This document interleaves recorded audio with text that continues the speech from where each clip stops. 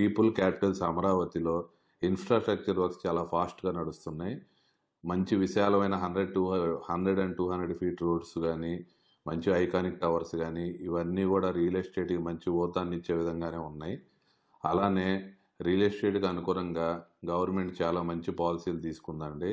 మన ఇండియాలో metropolitan cities తీసుకుంటే వైశాల్యంగా 100 నుంచి 200 కిలోమీటర్ రేడియస్ ఉంటుందండి, సిటీ రేడియస్.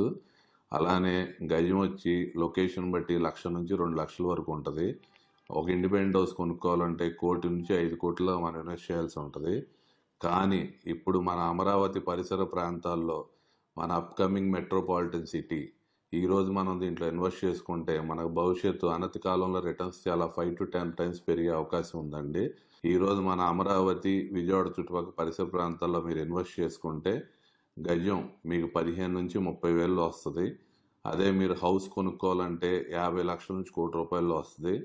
సో మన ఈ అప్కమింగ్ మెట్రోపాలిటన్ సిటీల్లో మీరు ఇన్వెస్ట్ చేస్తే అతి తక్కువ కాలంలోనే మీకు 5 నుంచి 10 రేట్స్ పెరిగే అవకాశం ఉంటుందండి డెఫినెట్గా.